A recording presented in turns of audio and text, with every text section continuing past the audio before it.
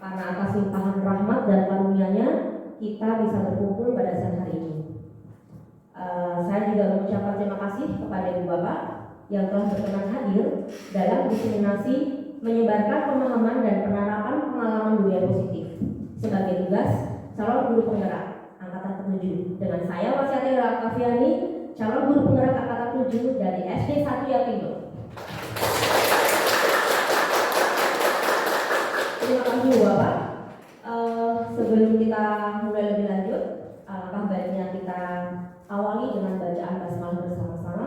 Bismillahirrahmanirrahim.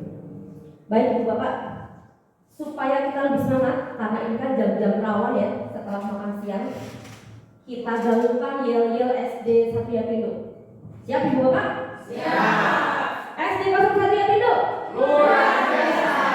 SD 01 Yapindo. Berkata mulia, kreatif, berprestasi. Amin, insyaallah. Baik Ibu Bapak, jika Ibu Bapak melihat atau mendengar kata budaya positif, kira-kira apa yang terlintas dalam pikiran Ibu Bapak? Silakan berkata. Iya Bu Mulun. Selalu positif thinking Bu. Selalu positif thinking. Apalagi Bu Bapak? Berpikir yang baik-baik Bu. Berpikir yang baik-baik. Ada lagi perilaku yang menunjukkan budaya positif. Memberi salam jika bertemu teman, jika bertemu murid. Memberi salam, bertemu dengan teman, bertemu dengan murid kalau kita. Menanyakan kabar. Ada lagi? Puji. Berperilaku positif Bu. Berperilaku positif. Uning lagi boleh. Senyum terhadap orang lain kalau ketemu dimanapun berada. Tadi saling sapa, sekarang saling senyum. Coba Ibu Bapak lihat kanan kiri, berikan senyum terindah. Iya, ya terima kasih Bu Bapak. Baik, jadi ini yang akan kita diskusikan, kita bahas Bu Bapak. Intinya adalah tentang budaya positif. Konsep inti yang akan kita bahas pada siang hari ini, yang pertama yaitu perubahan paradigma belajar, kemudian ada disiplin positif, yang ketiga ada nilai-nilai kebajikan, kebutuhan dasar manusia, motivasi perilaku manusia, posisi kontrol guru, keyakinan kelas, dan yang terakhir adalah segitiga restitusi. Segitiga restitusi ini adalah pungkasannya, wrappingnya, paling intinya ada di sini Bu Bapak. Baik, kita mulai dari yang pertama Bu Bapak.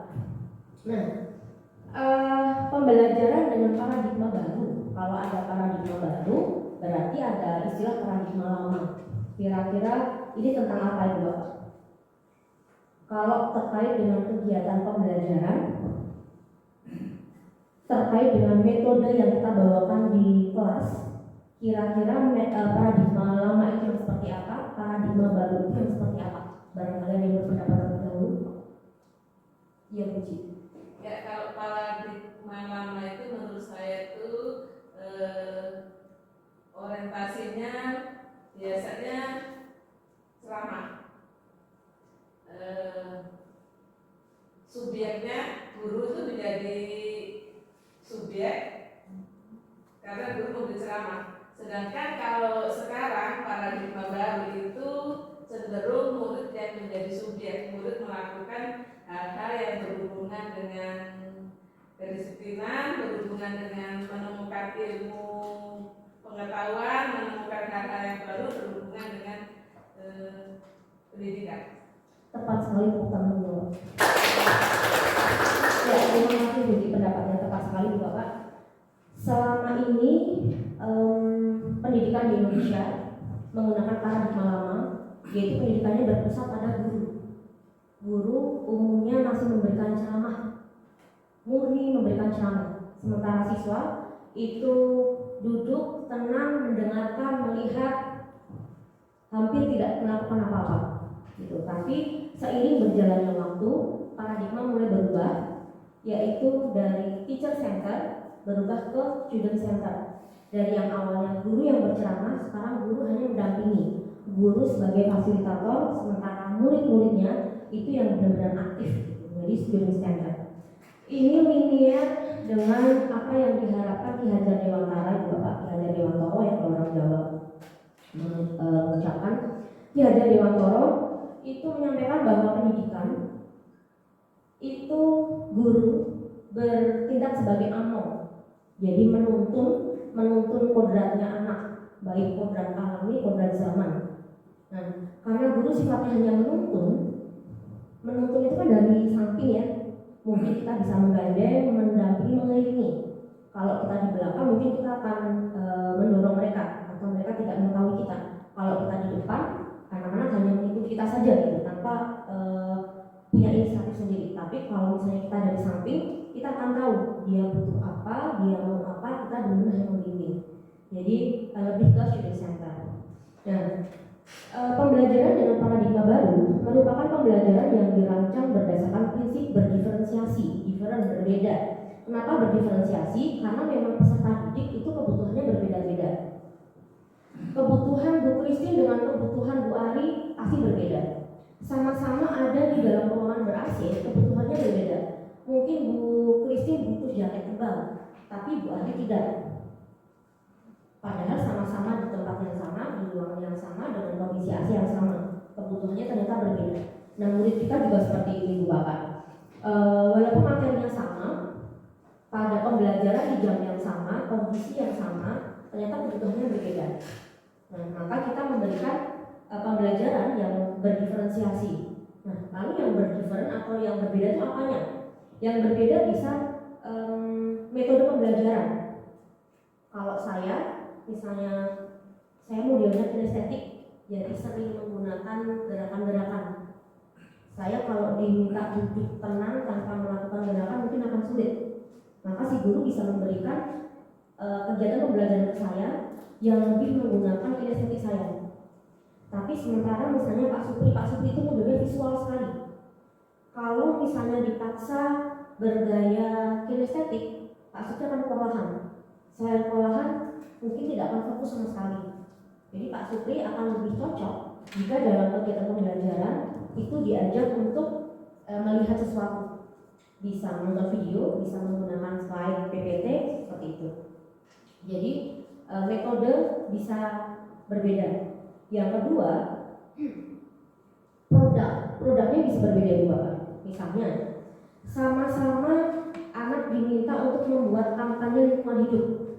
Ada yang berupa poster, ada yang berupa video, mungkin ada yang berupa peta konsep gitu.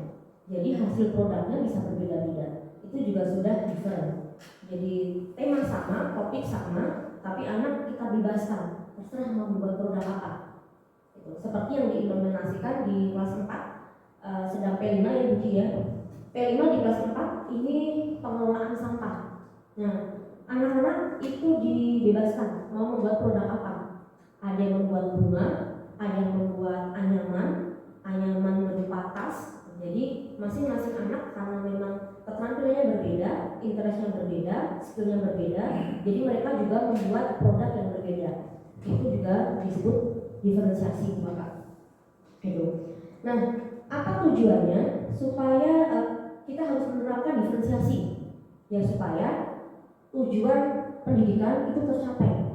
Tujuannya salah satunya yaitu mewujudkan profil pelajar Pancasila. Profil pelajar Pancasila tidak asing bagi kita ya, Bapak ya. Kita sudah setahun menjalankan kurikulum Merdeka, kita pasti sudah tahu semua profil pelajar Pancasila itu seperti apa. Bahkan anak-anak juga sudah mulai menghafalkan lagunya. Nah, ada 6 dimensi Bu Bapak.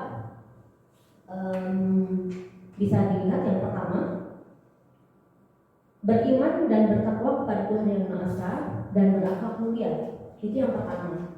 Sebagai orang yang beriman, berarti ada hubungan antara kita dengan Tuhan.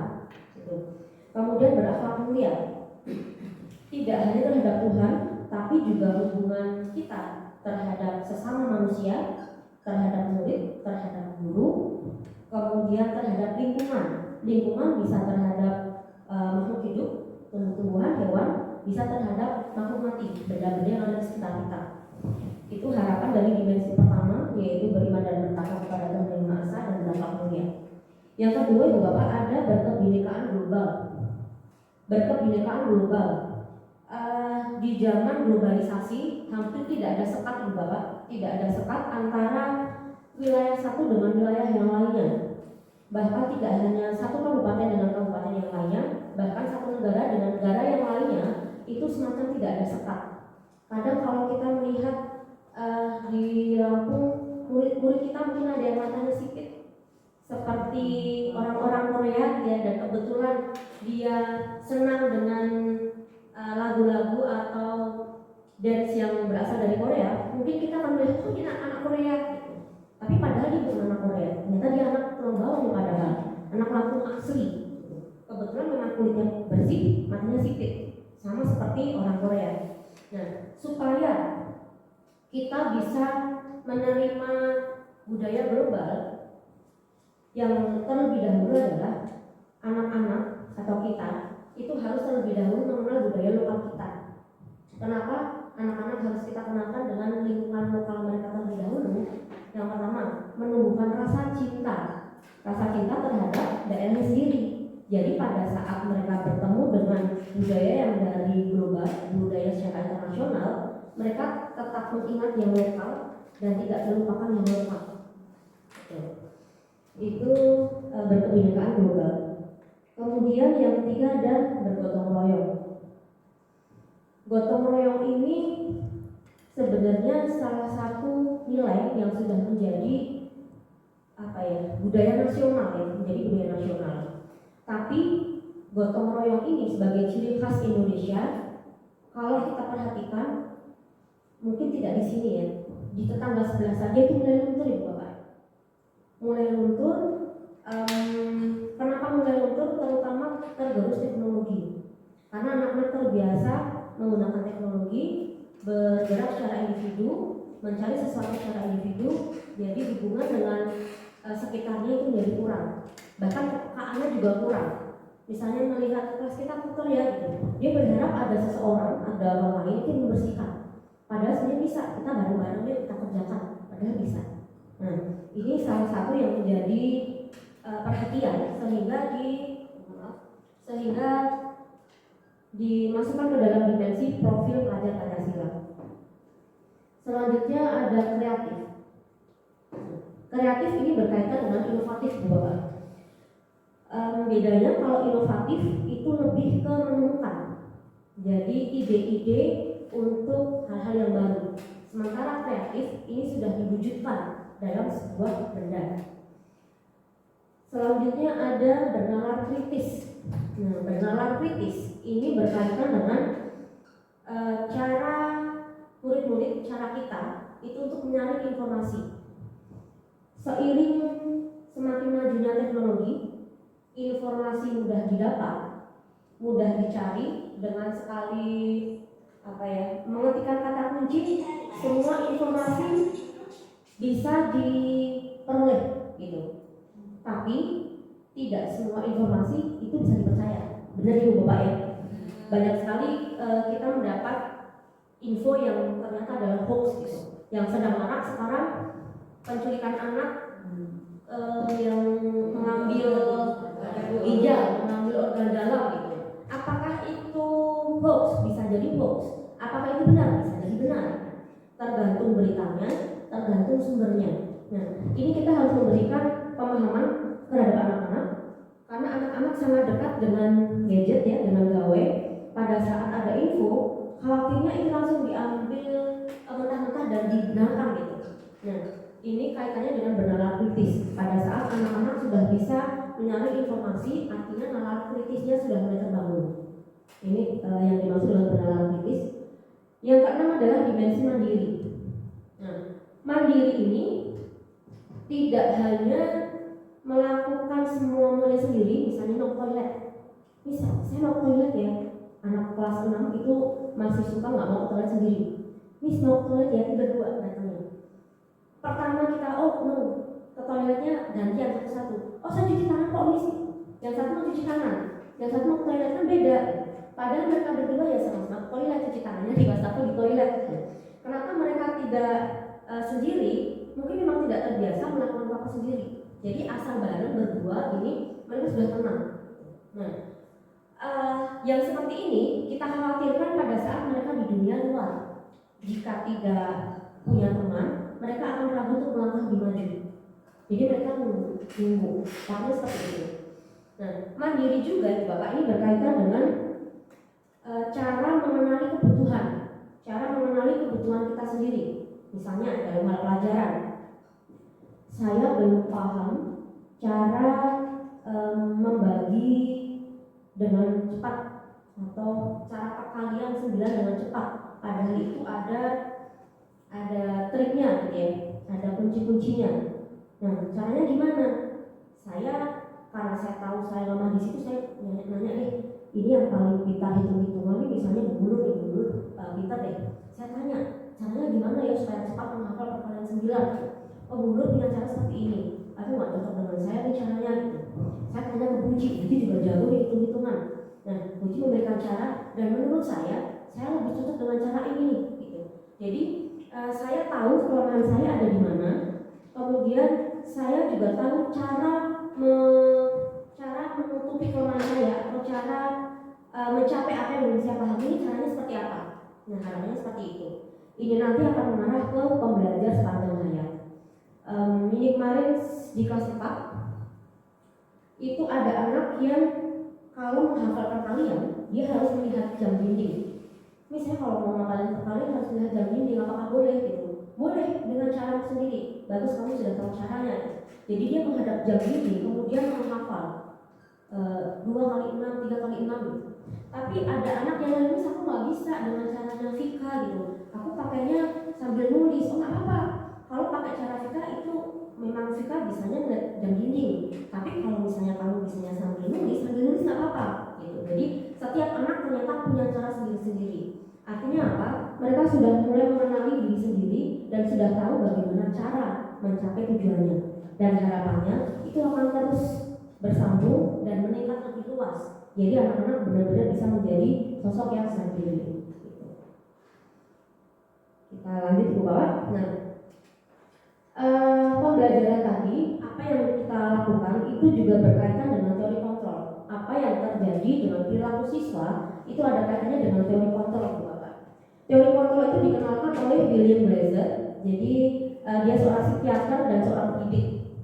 Tapi seiring berkembangnya zaman, seiring waktu, teori kontrol ini beralih ke choice theory. Dari kontrol teori menjadi choice theory. Jadi di sini di buku barunya choice theory, William Blazer itu meluruskan miskonsepsi tentang makna kontrol. Nah, miskonsepsinya apa saja? Miskonsepsinya ini, Bapak. Yang pertama, ilusi guru mengontrol murid. Ibu Bapak pernah nggak atau sadar tidak? Misalnya kita memberi nasihat ke murid, kemudian murid itu melakukan apa yang kita nasihatkan. Seolah-olah, oh alhamdulillah aku berhasil nih menasihati anak. Seolah-olah kita merasa bahwa anak berubah itu karena kita yang kontrol. Seperti itu nggak, Bapak? Saya awalnya iya, ternyata anak ini nurut. Ternyata itu hanya ilusi, Bapak. Itu hanya ilusi. Anak berubah itu bukan karena kita yang menasihati. Anak berubah ya karena kemauan anak sendiri. Jadi muncul kesadaran diri memang untuk berubah itu dari anak. Jadi kalau Bapak sama seperti saya, wah berhasil menasihati nih, anak berubah, itu ilusi, Bapak ya. Yang kedua, ilusi bahwa semua penguatan positif itu efektif dan bermanfaat. Ini awal-awalnya saya juga pede pada saat memberikan materi di karakter education.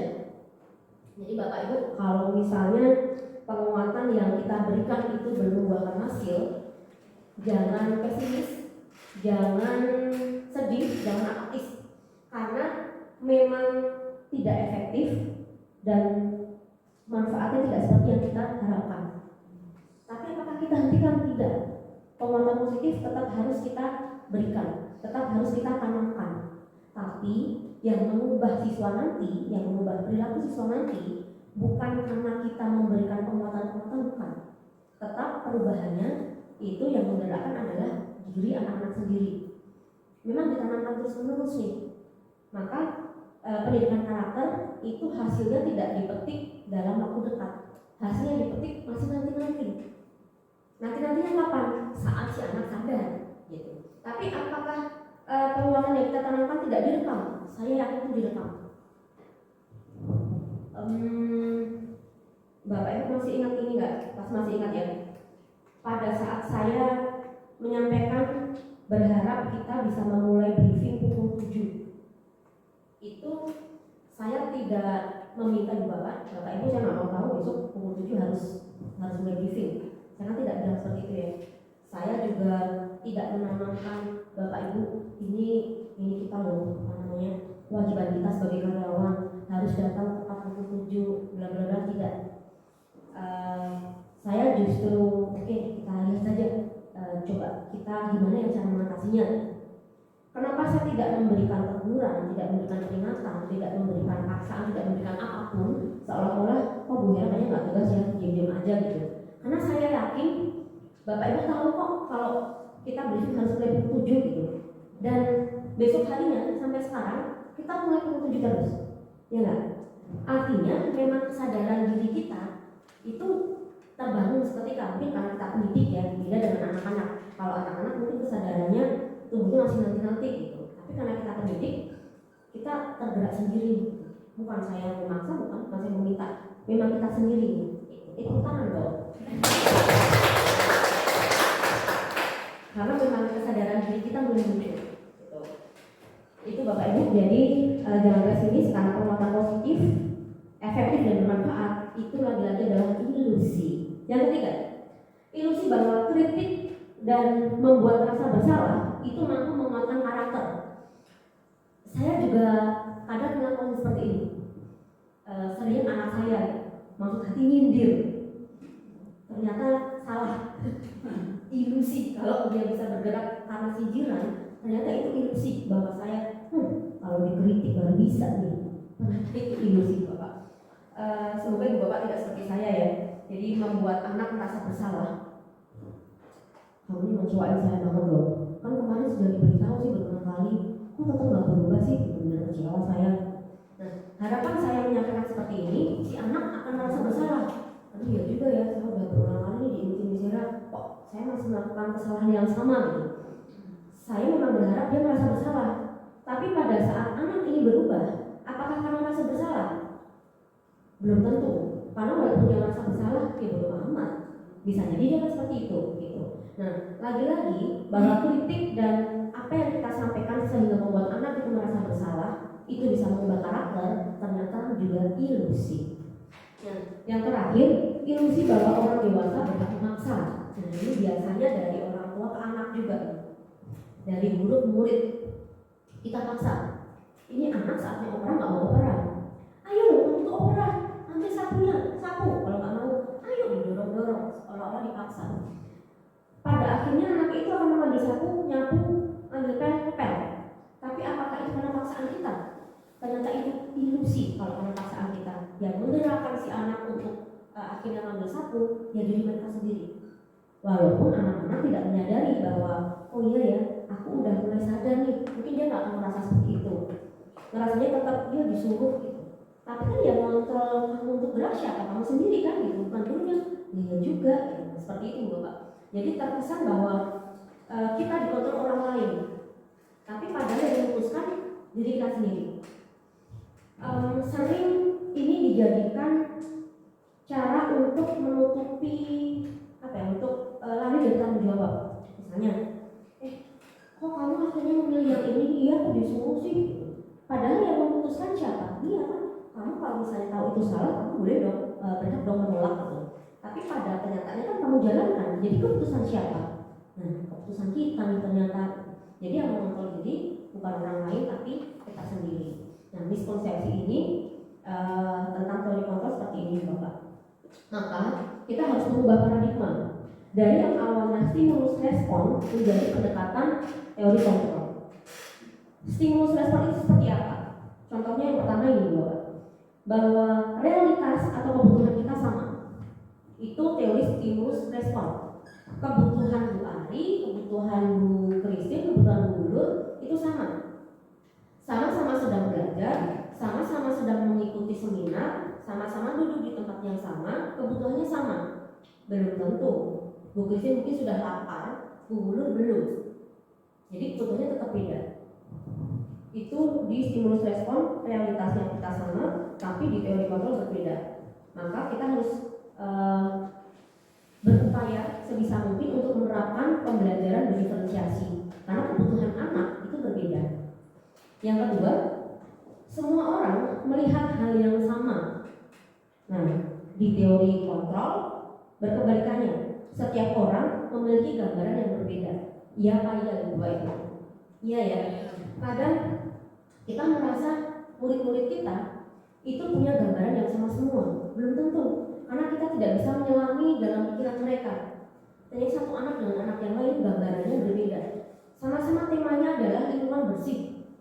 Yang digambarkan si A dengan yang digambarkan si B bisa berbeda. Padahal sama-sama lingkungan yang bersih ya. Selanjutnya yang ketiga, di stimulus respon disampaikan bahwa kita mencoba mengubah orang agar berpandangan sama dengan kita. Tapi di teori kontrol kita berusaha memahami pandangan orang lain tentang dunia. Nah, kalau sebelumnya kita berusaha mengubah supaya orang punya pandangan yang sama dengan kita ubah juga Pak. Kalau ini juga terjadi di pembelajaran sehari-hari ya. Kita selalu merasa bahwa pandangan yang benar ini pandangan saya. Jadi kita berusaha mengajak murid untuk memiliki pandangan yang sama, cara pandangnya yang sama. Contoh yang kelihatan misalnya ini warna daun juga Pak. Saya pernah, anak ini terjadi ke anak saya. Anak saya itu diminta menggambar daun. Nah, anak saya pernah melihat daun warnanya bukan hijau, warnanya merah-merah orange. Jadilah daun dia warnai dengan warna orange. Disalahkan oleh gurunya. Loh, kamu gambar daun kok warnanya orange? Daun itu hijau. Karena pandangan si guru, selama ini yang dilihat oleh guru, daun itu hijau. Tapi si anak saya juga nggak menyangka karena dia masih TK waktu itu ya. Dia akhirnya karena udah terlanjur diberikan kertas baru, disuruh warnanya hijau. Nah, ini kita tidak boleh Bapak terhadap murid kita. Kita memaksa mereka untuk memiliki pandangan yang sama. Mereka punya gambaran yang beda dan kita harus paham. Jadi pada saat anak menggambar daun warnanya orange, saya bisa bertanya, oh gambar daun kok orange gitu? Ini gambar daun apa? Kamu pernah melihat di mana? Kita bisa menggali. Barangkali dia pernah ke luar negeri, atau barangkali dia pernah melihat kartun dari Jepang, barangkali seperti itu. Jadi Bapak yang kita harus mengubah paradigma kita. Yang keempat, perilaku buruk dilihat sebagai suatu kesalahan. Nah, kita harus mengubahnya bahwa semua perilaku itu memiliki tujuan. Selama ini kita kalau melihat sesuatu yang salah dianggap menyimpang, dianggap itu salah, itu hal yang buruk. Tapi padahal si anak melakukan sesuatu pasti punya tujuan. Misalnya ada anak yang kelihatannya di kelas itu dia sering menjatuhkan pena, atau jatuh diambil, guru pasti gregetan, ya nggak Bapak? Dan perilaku seperti itu langsung dianggap wah anak ini mengganggu, anak ini berperilaku buruk. Tapi si anak ini menjatuhkan pena berkali-kali pasti punya alasan. Barangkali dia capek duduk, pengen gerakan pantatnya, jadi alasannya yang menjadikan dia bisa bergerak. Barangkali seperti itu kan ya. Kenapa saya memberi contoh ini ya karena lagi-lagi itu terjadi pada anak saya Bapak. Jadi pada saat saya minta dia divideokan karena perilakunya katanya kok aneh Bu di sekolah, saya minta tolong divideokan. Anak saya kan susah duduk tenang. Jadi di video itu Bapak, dia berusaha menjatuhkan buku gambar, digeser-geser jatuh. Dia akhirnya bisa bergerak, dia happy. Terus menjatuhkan apalagi ke depan, dia bisa jalan. Sebelumnya cuma menunduk ya dia bisa jalan. Nah, kebetulan waktu itu mungkin gurunya belum punya pandangan baru, jadi si anak ini dianggap perilakunya aneh-aneh, perilakunya nggak tepat gitu. Tapi ternyata dia punya tujuan kok, ternyata tujuannya yang dia capek duduk gitu. Selanjutnya orang lain bisa mengontrol saya, tapi di teori kontrol disampaikan bahwa hanya Anda yang bisa mengontrol diri Anda, hanya kita yang bisa mengontrol kita juga Pak. Jadi pada saat kita walaupun terpaksa karena peraturan, terpaksa karena sesuatu suatu hal, kita tidak bisa menyalahkan peraturan, kita tidak bisa menyalahkan orang lain. Toh pada akhirnya yang memutuskan siapa? Kita. Maka sebenarnya yang bisa kontrol kita itu ya diri kita sendiri, bukan orang lain. Selanjutnya, pemaksaan ada pada saat bujukan gagal. Benar nggak ya Bapak? Benar ya? Kita udah bujuk baik-baik nih, ternyata gagal juga. Lama-lama udah dipaksa jalan. Nah, itu pandangan stimulus respon. Kita harus ubah nih Bapak. Kita ubah menjadi kolaborasi dan konsensus menciptakan pilihan-pilihan baru. Jadi kita harus tingkat tawar-menawar. Pada saat dibujuk dengan cara A, anaknya tidak bisa, gimana caranya kita berkolaborasi, kita kerjasama, berdiskusi dengan anak supaya hal itu tercapai. Bukan pada akhirnya karena udahlah nggak ada ide lain dipaksa, bukan. Kita harus pintar tawar-menawar. Yang terakhir, model berpikir menang kalah. Nah, harus kita ubah menjadi model berpikir menang-menang. Sekarang kan zamannya ini yang win-win solution gitu. Semuanya menang. Yang terlalu tinggi agak merendah, yang terlalu rendah agak meninggi. Jadi ketemu di tengah-tengah, semuanya mendapatkan porsi. Jadi win-win, menang semuanya gitu. Tidak ada yang menang, tidak ada yang kalah. Ini paradigma yang Bapak, jadi kita harus mengubahnya dari stimulus respon menjadi pendekatan teori kontrol. Berkaitan dengan disiplin positif. Nah, disiplin positif ini apa ya Bapak? Kalau kita dengan kata disiplin biasanya berkaitan dengan apa? Datang tepat waktu. Dengan ketertiban, dengan tata tertib, dengan peraturan, benar ya? Dan kalau misalnya peraturan itu tidak dijalankan, biasanya akan berimbas pada adanya sanksi, hukuman, gitu. Itu budaya yang kita kenal selama ini. Jadi disiplin itu erat kaitannya dengan tata tertib, dengan peraturan yang kalau dilanggar kita mendapatkan sanksi, mendapatkan hukuman. Padahal Bapak, kata disiplin itu dari bahasa Latin disiplina, artinya belajar. Kata disiplin juga berasal dari akar kata yang sama dengan disipol, artinya murid atau pengikut. Jadi untuk mencapai tujuan tertentu, murid ini harus belajar, harus menyesuaikan diri, harus mencari cara supaya apa yang dia inginkan, apa yang dia butuhkan itu bisa tercapai. Gitu. Syarat utama mencapai kemerdekaan adalah memiliki disiplin diri yang kuat, motivasi internal. Ini seperti yang disampaikan oleh Ki Hajar Dewantoro. Jadi syarat utama kemerdekaan, mencapai kemerdekaan itu adalah disiplin. Disiplinnya disiplin dari dalam diri, disiplin internal atau motivasi internal. Kalau kita tidak memiliki motivasi internal gimana? Kalau murid-murid kita belum punya motivasi internal gimana? Dibantu. Mereka butuh bantuan kita untuk memunculkan motivasi. Gitu. Maka di sini sebagai pendidik, tujuan kita adalah menciptakan anak-anak yang memiliki disiplin diri sehingga mereka bisa berperilaku dengan mengacu pada nilai-nilai kebajikan universal dan memiliki motivasi intrinsik bukan ekstrinsik. Pada saat anak-anak melakukan sesuatu masih karena orang lain, masih karena faktor internal, berarti anak-anak belum bisa memiliki disiplin diri Bapak, belum bisa memiliki disiplin positif. Misalnya anak kelas 6 itu ada yang rajin nyapu pet. Rajin banget loh, ya Allah gitu. Dia disuruh dismonik gitu. Jadi kalau disuruh jangan mau, nanti dimarahin. Nah, berarti si anak ini masih memiliki motivasi eksternal, motivasi ekstrinsik. Anak menjalankan sesuatu itu karena takut dimarahin. Jadi udah nurut aja lah. Atau si anak melakukan sesuatu karena ingin dipuji. Pasti senang dong, siapa sih nggak senang dipuji gitu ya. Bukan waktunya dia piket, tapi dia mencabut-cabut, gosok buat semangat sekali. Rajin sekali Okta, iya Miss, biar Miss Agnesnya senang. Berarti motivasi dia menyenangkan orang lain. Kalau orang lain senang, dia akan dipuji. Berarti itu masih faktor eksternal. Nah, tugas kita Bapak untuk memunculkan motivasi internal. Jadi supaya kalau misalnya tidak ada ujian, tidak ada hukuman, ya tetap dijalankan. Gitu. Tidak ada peringatan, tidak ada teguran, tidak ada imbalan apa-apa. Budaya positif tetap dijalankan. Itu namanya disiplin positif.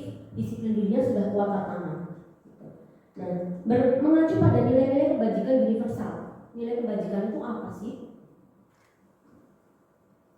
Nilai kebajikan pada dasarnya ya sifat positif manusia yang merupakan tujuan mulia yang ingin dicapai setiap individu.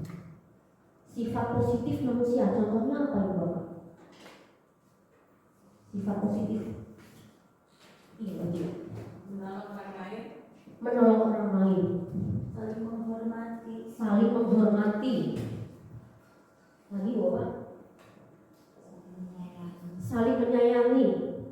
Care, peduli, sikap jujur, sikap kepemimpinan diri, gitu ya. Jadi sifat-sifat positif manusia yang merupakan tujuan mulia yang ingin dicapai setiap individu. Nah, nilai kebijakan ini ada yang bersifat universal, diakui secara luas. Nilai kebajikan universal artinya nilai-nilai kebajikan yang disepakati bersama. Ini terlepas dari suku bangsa, agama, bahasa, atau latar belakang yang lain, Bapak ya. Karena secara universal itu sudah disepakati, gitu. Nah, kalau secara universal sudah disepakati, itu akan digunakan secara luas. Contohnya, ini saya tampilkan 3 contoh nilai kebajikan universal di institusi pendidikan. Yang pertama, profil pelajar Pancasila. Ini kita terapkan karena ini buat dari ini ya, dari kementerian. Ini diterapkan di seluruh sekolah di Indonesia. Harapannya adalah menerapkan profil pelajar Pancasila tadi yang terdiri dari 6 dimensi: beriman dan bertakwa kepada Tuhan Yang Maha Esa dan berakhlak mulia, mandiri, bernalar kritis, berkebinekaan global, gotong royong, dan kreatif. Ada nggak Bapak di tempat lain itu menerapkan nilai kebajikan universal? Ada banyak Bapak. Ini saya ambilkan keterampilan hidup. Jadi nilai-nilai apa di keterampilan hidup ini? Dia dapat dipercaya, lurus hati, pendengar yang aktif, tidak merendahkan orang lain, memberikan yang terbaik pada diri sendiri. Kalau yang ketiga, harusnya kita kenal semua ya. 8 pilar karakter sekolah sugar group. Ini juga menjadi nilai kebajikan universal yang kita terapkan di sekolah kita. Kenapa kita bilang universal? Karena memang berlaku di seluruh sekolah yang ada di sekolah sugar group. Ada sekitar 20 unit ya. Sense of belonging and responsibility to community, model citizenship, self-discipline, appreciation and respect for others, to be solution-oriented, to communicate well, environmental, cultural, awareness and sensitivity, self-leadership, implementation. Nah, ini juga sudah menjadi nilai kebajikan universal. Profil pelajar Pancasila ini sepertinya juga mengadopsi dari sekolah-sekolah yang bertaraf internasional. Jadi di IB itu ada apa yang namanya bukan profil pelajar Pancasila, tapi punya nilai kebajikan seperti ini juga gitu. Kemudian di IB itu pembelajarannya tematik. Kemudian diadopsi di Indonesia menjadi kurikulum 13 yang sebenarnya juga tematik. Gitu. Sebenarnya temanya bagus Bu Bapak, aplikasinya bagus. Hanya mungkin kita perlu adjustment karena kondisi di Indonesia, sekolah-sekolah di seluruh wilayah di Indonesia berbeda kondisinya. Gitu. Ini terkait dengan nilai kebajikan.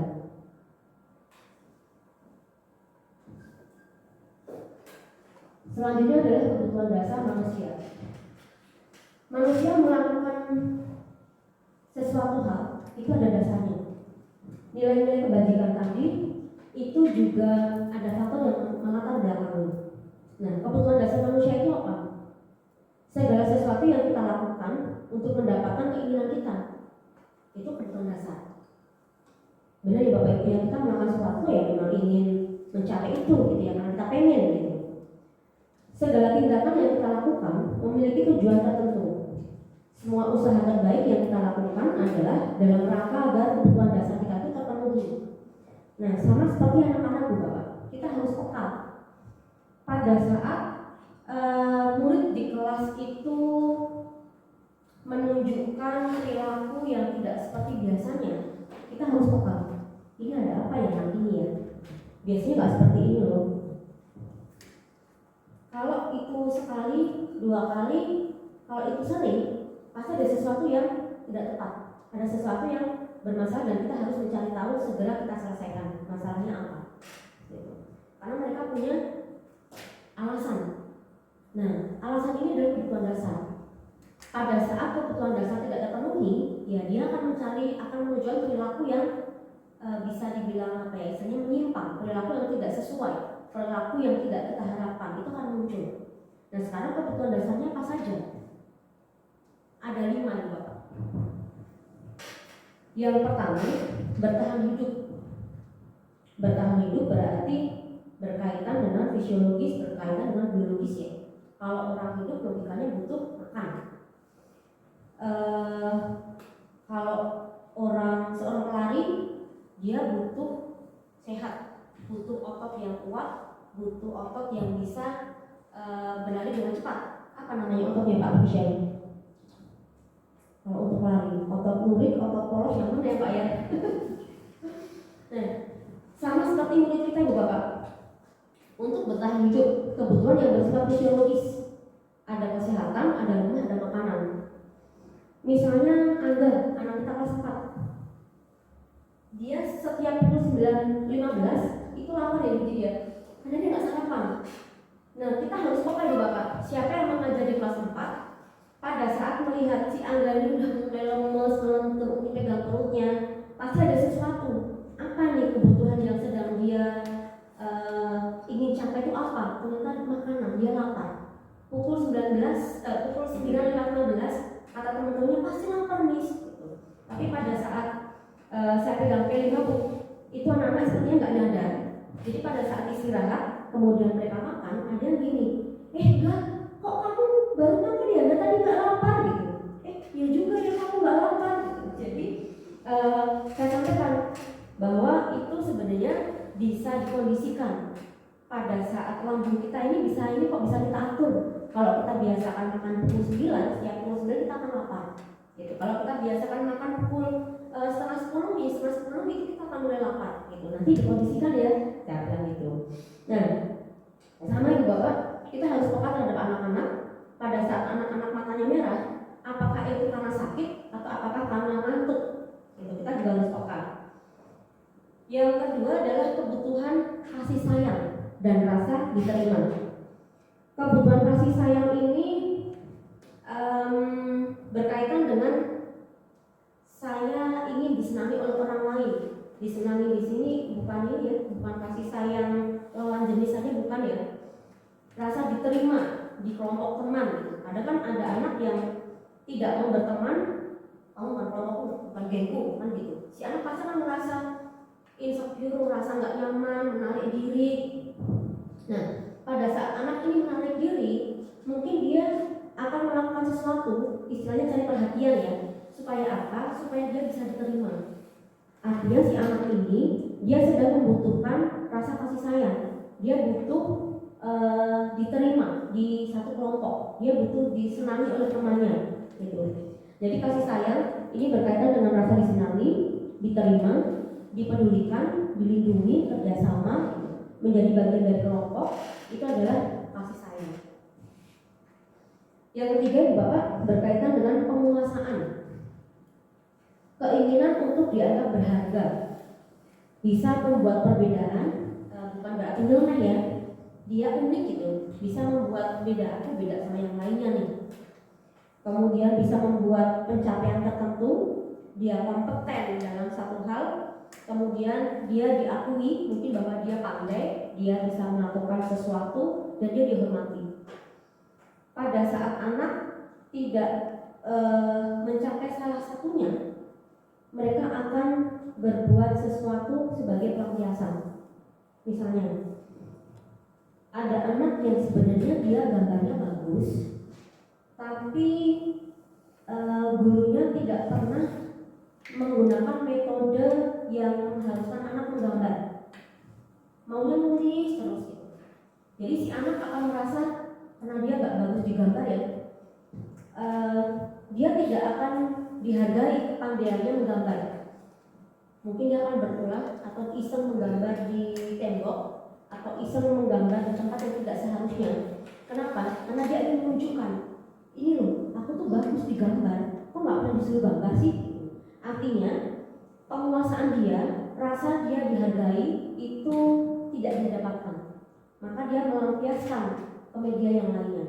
Gitu. Jadi mungkin Bapak bisa mengamati murid-murid kita, mereka suka menulis di ini, menggambar di meja. Barangkali dia sedang berusaha memenuhi kebutuhan dasar penguasaan. Dia pintar gambar, kok tidak pernah ada kegiatan yang berkaitan dengan gambar gitu. Jadi kita harus pakai Bapak. Selanjutnya adalah kebebasan. Mandiri, memiliki pilihan, mencoba hal-hal yang baru, mampu mengendalikan arah hidup seseorang. Kebebasan, contohnya mengendalikan arah hidup seseorang.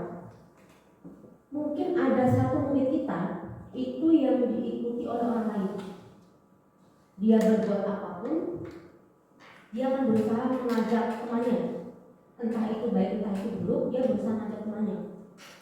Kalau dia kurang mendapatkan kebebasan, artinya dia mengajak orang itu untuk ke arah yang negatif ya. Karena dia merasa tidak bebas, dia tidak mau sendiri, dia ngajak orang gitu. Ayo kita sana, ayo kita berbuat ini, kita seperti ini gitu. Karena dia tidak merasakan kebebasan. Jadi dia berusaha mengendalikan seseorang untuk melakukan kemauan dia gitu.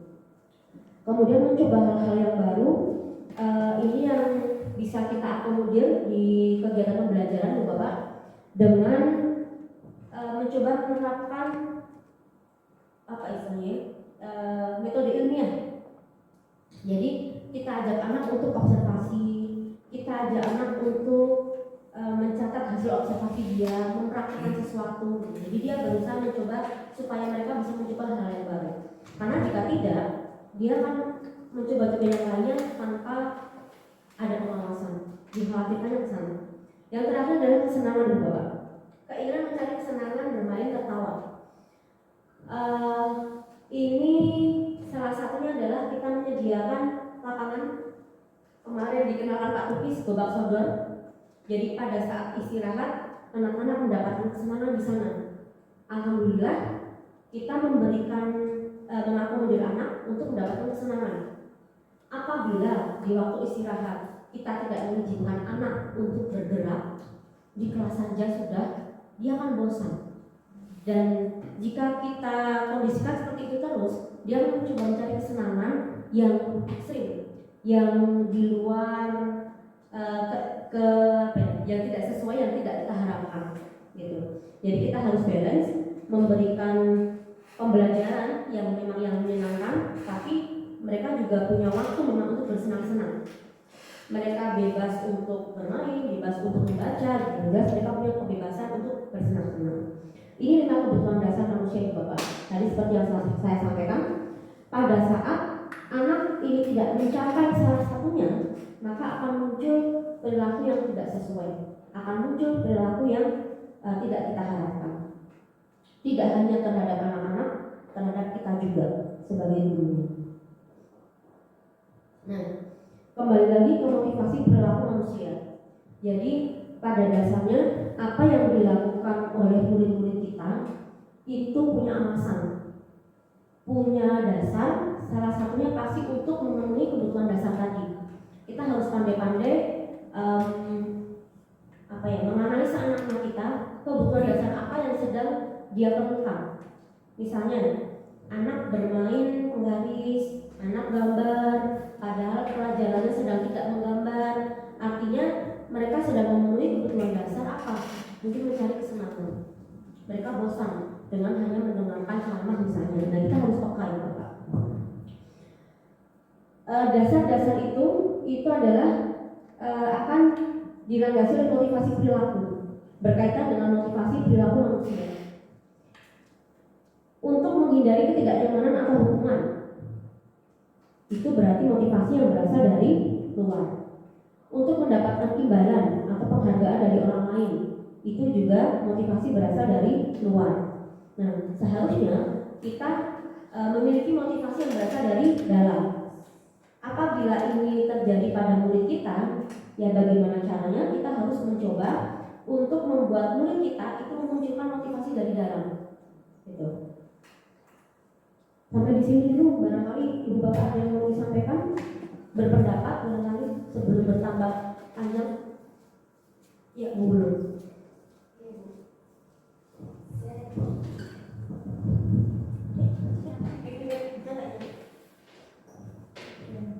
Terima kasih.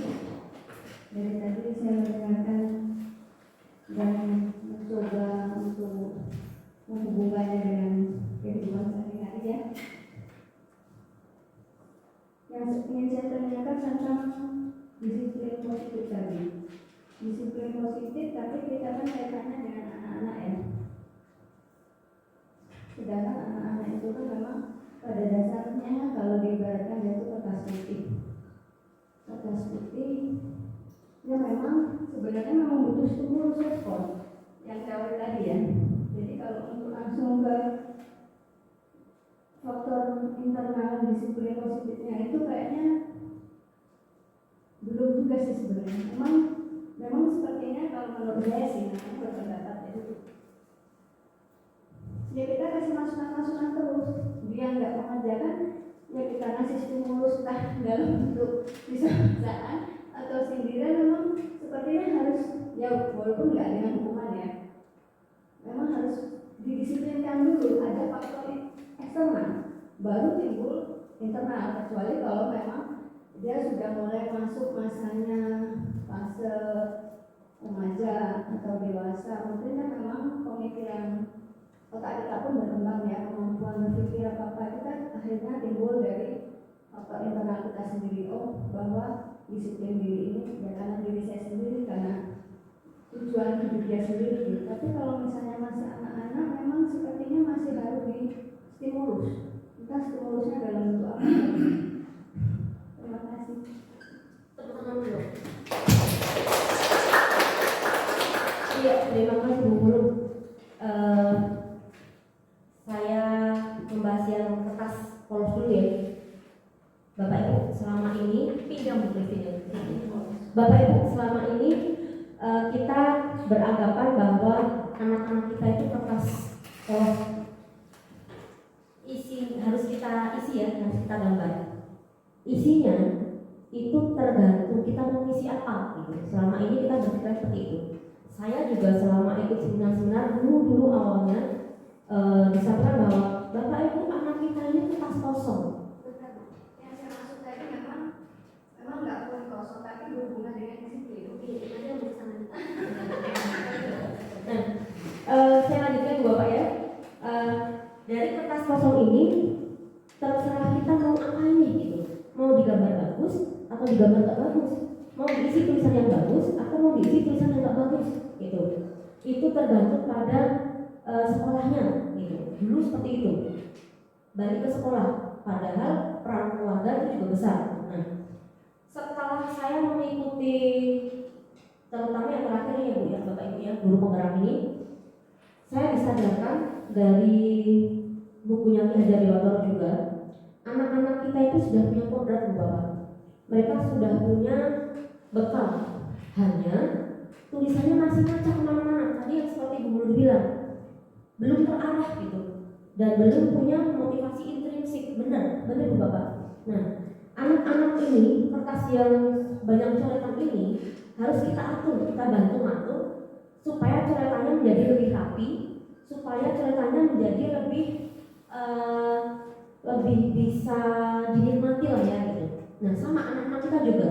Anak-anak kita memiliki perilaku-perilaku yang itu memang sudah nggak mungkin kan orang hidup nggak punya kodrat apa-apa ya, sudah ada kodratnya.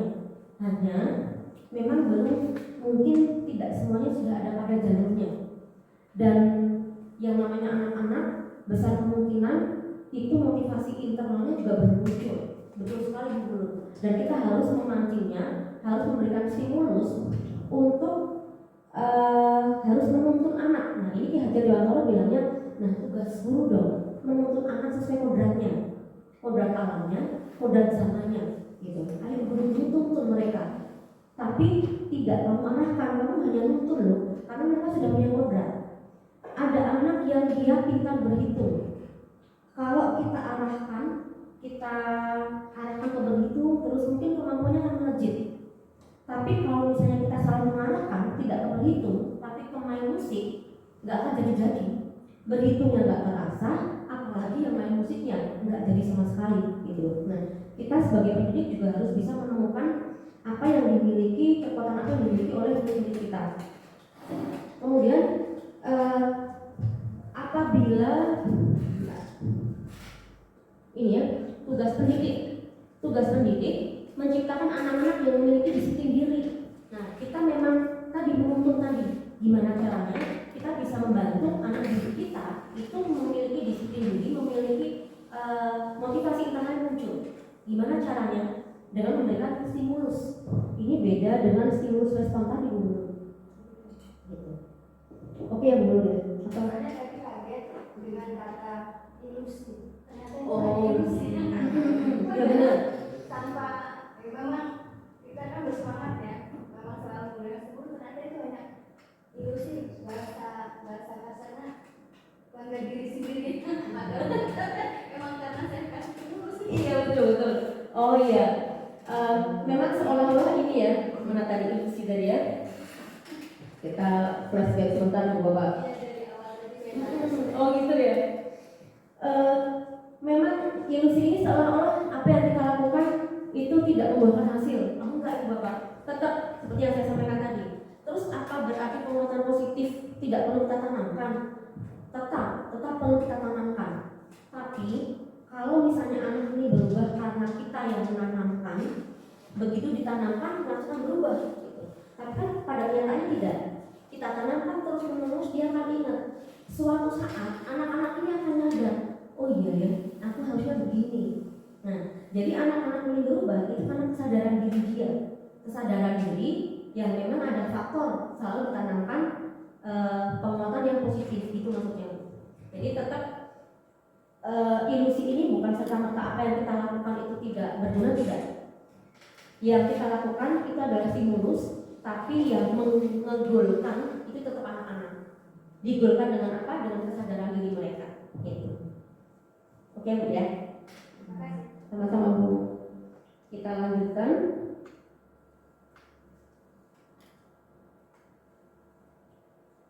Motivasi perilaku sudah tadi Bapak ya. Jadi pada saat anak-anak itu masih menghindari ketidaknyamanan, menghindari hukuman, atau supaya dapat penghargaan, imbalan, artinya motivasi yang terbangun adalah motivasi ekstrinsik. Apakah itu tidak boleh? Ya boleh-boleh saja, sah-sah saja. Misalnya motivasi ekstrinsik atau eksternal itu tidak akan bertahan lama. Berbeda jika motivasi yang melatar belakangnya adalah motivasi internal, itu akan lebih bertahan lama. Tidak ada pantauan pun semuanya akan beres. Anak-anak tidak perlu kita tungguin opera, kita lagi briefing nih, tahu-tahu datang sudah beres gitu. Artinya disiplin diri mereka sudah terbangun. Kita lanjutkan Ibu Bapak ke ini. Beda antara hukuman, konsekuensi dan restitusi. Kalau hukuman itu tidak kita rencanakan atau tiba-tiba, karena yang bermain adalah emosi, sehingga seperti itu ya. Kemudian sifatnya satu arah. Tidak ada anak berbuat kesalahan kita berdiskusi hukumannya apa, pasti tidak. Pasti satu arah dari dia yang lebih punya wewenang. Oke, karena kamu menaikkan ini, maka kamu harus begini, seperti itu. Berarti dia sifatnya satu arah. Kemudian tanpa melalui kesepakatan, jelas namanya ngasih hukuman, ya, nggak pakai kesepakatan lagi. Kamu tak hukumin mau nggak? Nggak mungkin ya, kamu bu yang lain. Nggak mungkin ya terjadi perdebatan untuk memutuskan hukuman gitu. Kemudian hukuman bisa berupa hukuman fisik, bisa berupa hukuman psikis. Jadi kalau hukuman fisik ya tahu lah ya, misalnya anak disuruh jongkok berdiri 100 kali, disuruh keliling lapangan 5 kali, misalnya itu hukuman fisik. Yang lebih parah adalah hukuman psikis. Kalau hukuman fisik capek, istirahat, selesai sembuh. Dicubit biru misalnya, udah. Tapi kalau hukuman psikis menggunakan kata-kata, itu terekam selamanya sepertinya gitu. Dan akan menimbulkan luka batin. Nah ini yang berbahaya dan ini yang harus kita hindari Bapak. Yang namanya kita guru kerja dari pagi sampai sore ngadepin anak dengan macam-macam gitu ya. Tapi ya sebisa mungkin kita kontrol emosinya. Ini tidak hanya dari guru ke siswa, dari siswa ke siswa yang lain atau antar siswa itu juga bisa terjadi Bapak. Jadi kita juga harus pintar-pintar mengontrol, jangan sampai anak saling menghukum gitu. Di sini salah satunya perundungan ya. Saya memberikan contoh ke anak-anak itu kasus di Jepang bukan ya, yang menunggu 50 tahun reuni kemudian dia datang hanya untuk menembak kawan yang menundung dia 50 tahun yang lalu. Gitu, anak-anak kaget. Masa sih bisa ada yang seperti itu? Gitu, iya. Berarti yang dia lakukan saat itu benar-benar menimbulkan luka batin yang benar-benar mencabut-cabut harga dirinya. Sampai dia menunggu 50 tahun ke depan dia punya keberanian, akhirnya dia tembak mati. Nggak pakai menyapa, apa kabar tidak. Jadi dia datang sudah membawa pistol, begitu ketemu langsung meninggal. Dia mau dihukum nggak masalah, gitu. Karena dia sudah puas dengan melampiaskan apa yang dulu terjadi. Gitu. Jangan sampai kita juga melakukan hal yang benar-benar meninggalkan luka batin ke anak-anak Bapak. Itu berkaitan dengan hukuman. Sementara konsekuensi itu namanya konsekuensi pasti sudah direncanakan, kemudian sudah disepakati, sudah dibahas dan disetujui baik oleh murid atau guru. Ini yang sudah diterapkan di sekolah hidup, tapi memang kita pelan-pelan akan mencoba di sini Bapak terkait dengan konsekuensi ya. Ini saya juga masih berpikir-pikir apakah konsekuensi atau langsung restitusi gitu. Tapi saya rasa karena memang konsekuensi ini salah satu sistem kendali manajemen di sekolah kita juga pelan-pelan layak untuk mempraktekannya. Misalnya gini, kendali manajemen ini atau konsekuensi ini sudah kita desain dulu, sudah kita atur sesuai dengan kondisi murid. Misalnya nih, murid-murid kita itu cenderungan perilaku yang dilanggar apa? Misalnya apa Bapak ya? Lari-lari di sepanjang koridor. Ya, itu yang masih jadi PR kita ya, di sepanjang koridor. Mungkin ya memang sih namanya anak-anak kalau untuk berjalan itu kayaknya nggak nyampe gitu ya, apalagi energi mereka masih luar biasa gitu. Kalau kita jangan kan disuruh lari jalan cepet aja, ntar dulu tunggu dulu gitu. Kalau anak-anak benar-benar lari-lari gitu. Nah, apakah tidak boleh lari-lari? Boleh, hanya tempat kita ini kan keramik, licin, takutnya kalau basah nggak kelihatan ya, kadang ya ada air nggak kelihatan. Kalau misalnya anak lari-lari kita jatuh, kepalanya kebentuk dindingnya, pilarnya itu ada yang lancip, menimbulkan bahaya. Nah itu yang tidak kita mau nih, itu yang kita hindari gitu. Jadi kalau mau lari-lari boleh, tapi di rumput saja. Kalau jatuh ya paling jatuhnya rumput gitu. Kalau di koridor gimana? Ya jalan saja. Mis nggak nyampe buru-buru tuh bertipis, jalannya nggak cepat, tapi tidak lari gitu. Kalau misalnya lari, kira-kira konsekuensinya gimana ya? Nah, kita ajak diskusi. Kita rembuk dulu. Ini kalau anak lari-lari di koridor, kira-kira diapain Bapak Ibu? Suruh mundur balik aja Mis, suruh pulang dari tempat dia lari terus jalan lagi. Untuk apa? Untuk membiasakan jalan. Nah, artinya sudah disepakati terlebih dahulu. Dan ini kita sampaikan ke anak-anak. Jadi pada saat ada yang berlari, Silvi stop dulu, balik ke tempat tadi, dia mundur. Ya coba diulang, jangan berjalan. Pada saat dia lari lagi, kita ingatkan lagi. Bahkan beberapa kali saya lihat, family saya itu kelas 5 ya, itu sudah saling mengingatkan. Jadi pernah rombongan berlima, yang satunya buru-buru lari, ternyata mengingatkan, mundur, ulangi lagi. Jadi mereka sudah paham itu konsekuensi. Jadi sudah ada kesepakatan. Kalau sudah ada kesepakatan, artinya tidak akan ada yang merasa disakiti ya, karena sudah menjadi kesepakatan. Gitu. Yang ketiga adalah restitusi, Bapak. Apa itu restitusi? Restitusi itu proses menciptakan kondisi bagi murid untuk memperbaiki kesalahan mereka. menciptakan kondisi untuk memperbaiki kesalahan mereka. Jadi anak-anak ini melakukan kesalahan, kemudian kita berproses dengan dia supaya anak-anak bisa memperbaiki kesalahannya, gitu. Kemudian restitusi juga membantu siswa menyelesaikan masalah, membangun tanggung jawab, dan mendorong supaya muncul disiplin positif. Seperti apa sih restitusi itu, gitu ya? Nah, untuk melakukan restitusi kita ingat ini dulu Bapak. Ada 5 posisi kontrol guru. Jadi nanti coba Bapak Ibu biasanya itu memposisikan diri sebagai guru dengan kontrol yang mana. Ada 5. Yang pertama penghukum. Tipe penghukum, seorang penghukum bisa menggunakan hukuman fisik maupun verbal. Misalnya gini, ih kamu ya gitu aja nggak bisa, berdiri di sana. Berarti dia tipe penghukum. Kemudian membuat rasa bersalah. Oh ya, kalau penghukum ini biasanya dia menggunakan nada tinggi, Bapak. Menggunakan nada tinggi dan dia blaming siswa. Tidak tahu akar masalahnya, pokoknya seketika marah saja, sehingga akan menimbulkan rasa tidak nyaman, rasa tersakiti pada siswa. Itu tipe penghukum. Yang kedua, tipe atau posisi kontrol pembuat rasa bersalah. Biasanya guru suaranya nggak tinggi, suaranya lemah lembut, tapi menusuk, gitu ya. Membuat murid merasa dirinya jadi salah, berperilaku buruk dan tidak berharga.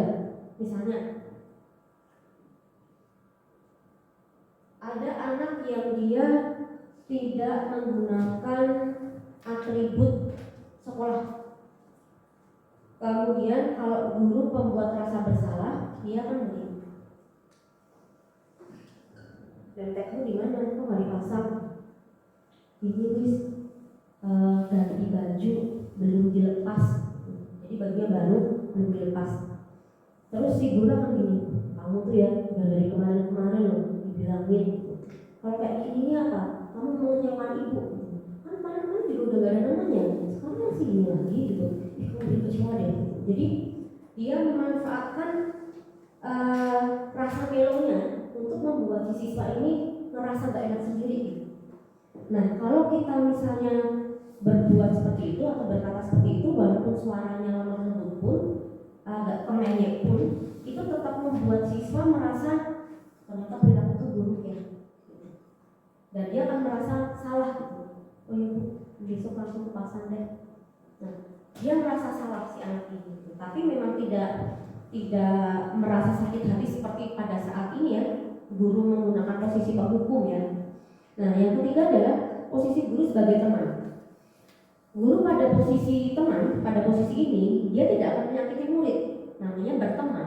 Jadi dia tidak menyakiti, namun tetap berupaya mengontrol murid, tapi secara persuasif. Akan banyak permakluman, akan banyak toleransi yang diberikan. Misalnya, Bu Ari tidak mengerjakan PR, di pelajaran saya. Kemudian saya bilang, Ari mana PR Bu? Lupa Bu, ini semalam tiduran habis nonton bola misalnya. Terus lupa ada PR, dia mau ngerjain, udah ngantuk banget biasanya gitu ya. Nah, sebagai posisi teman, saya bilang seperti ini, gimana sih Ari ini? Lain kali jangan diulang ya. Udah dimaklumi seperti itu, karena kita teman. Jadi tidak menyakiti dan malah memberikan toleransi yang berlebihan gitu. Kalau seperti ini, itu akan membuat murid justru merasa nyaman karena mendapat permakluman. Besok lagi mungkin akan diulangi, sama Bu itu nggak apa-apa kok. Paling juga besok kuliahnya besok nggak apa-apa, nilainya juga nggak dikurangin. Nah, si anak akan seperti itu. Selanjutnya posisi kontrol pemantau. Pemantau berarti pengawas, memantau, mengawasi. Nah, pengawasan dilakukan berdasarkan peraturan dan konsekuensi. Tadi ya sudah ada peraturannya, sudah ada konsekuensi yang disepakati. Tapi upaya mengontrol dan konsekuensi. Jadi guru bisa memisahkan antara kepentingan pribadi dia dengan murid. karena dia berpatokan pada peraturan sama konsekuensi yang sudah disepakati. Ini lebih masuk akal menurut saya, lebih masuk akal karena menyakiti tidak, karena berdasarkan dengan peraturan dan kesepakatan. Kemudian sebagai teman juga tidak memanfaatkan hubungan pertemanan, tidak memanfaatkan, bisa memisahkan hubungan pribadi antara guru dengan murid. Tapi Bu Bapak, pada pemantau ini kita baru berhenti sampai anak memenuhi konsekuensi atas peraturan yang dilanggar. Misalnya kalau anak tidak mengerjakan PR, konsekuensinya kalau anak tidak mengikuti pelajaran, mungkin dia tertidur gitu ya, konsekuensinya dia ya udah kamu rangkum. Atau anak tadi ya, kalau kamu berlari di koridor, konsekuensinya kamu jangan mundur, nanti jalan lagi. Itu enteng nggak Bu Bapak? Enteng ya? Enakan tidur terus terang sebentar daripada melek mendengarkan kayak gini ya? Enggak ya? Lebih enak yang mana? Kalau orang kan sedikit ya, pinjam catatan kamu juga bisa gitu. Nah, kalau kita memposisikan diri sebagai pemantau, kita tidak membangun motivasi internal murid. Karena murid akan seperti ini, alah enak lah, nanti hukumannya juga cuma gini aja kok. Nah dia kan berpikir seperti itu, alah konsekuensinya juga cuma ini. Karena dia sudah tahu kalau aku melanggar ini konsekuensinya kan begini, aku udah tahu kok. Dan enteng bagiku nggak masalah. Nah akan seperti itu, karena motivasi dalam dirinya itu belum muncul. Nah kalau posisi kontrol guru sebagai manajer, guru berbuat sesuatu bersama murid. Maksudnya ini tidak stop di satu kalimat ya Bapak ya. Guru berbuat sesuatu bersama murid, mempersilahkan murid mempertanggungjawabkan perilakunya dan mendukungnya untuk dapat menemukan solusi atas permasalahan si murid. Jadi kompleks. Si murid melakukan kesalahan, si guru ini berdiskusi bareng. Dia membantu anak untuk menemukan kesalahan apa sih. Kemudian cara memperbaikinya gimana? Oh seperti ini. Terus menurutku solusi yang baik gimana? Yang bisa kamu lakukan begini. Oke, sudah tahu kesalahannya ya, sudah tahu cara ini, coba dicoba. Jadi kita tidak mengarahkan siswa, kita hanya memancing saja. Jika murid kita belum menemukan, kita pancing pakai pertanyaan. Terus yang menemukan solusi siapa? Ya murid sendiri. Kalau murid sendiri menemukan solusi, insya Allah motivasi internalnya akan muncul. Gitu Bapak. Nah sekarang kira-kira Bapak biasanya menggunakan posisi yang mana? Silakan berpendapat.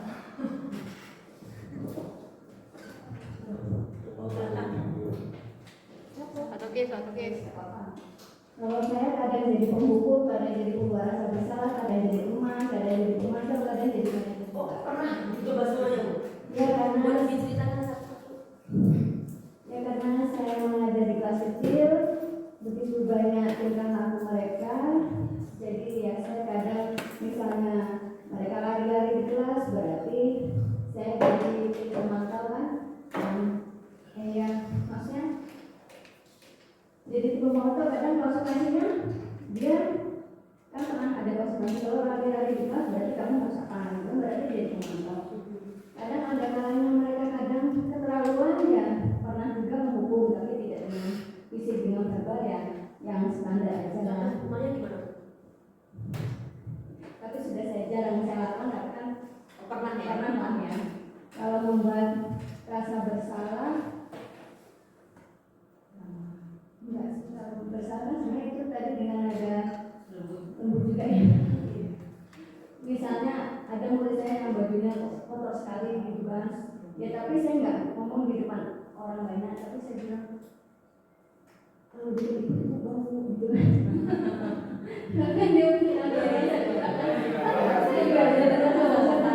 jadi besok kalau pakai bajunya pakai apa pakai minyak wangi gitu kan, mungkin dia juga kesini juga sih. Kalau jadi teman ya ada kalanya kan ada murid nggak mengejar PR, waduh ya namanya masih mau dikasih solusi apa namanya oh ya Kak, hari ini Bu maklumi, ke depan Bapak lagi, jadi sepertinya yang masih melakukan semuanya. Tepuk tangan. Oh,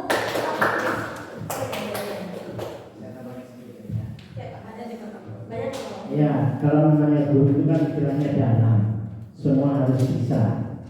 Jadi dari kegiatan posisi kontrol guru itu saya buku beri rasa bersalah yang minimal harus semua dikuasai.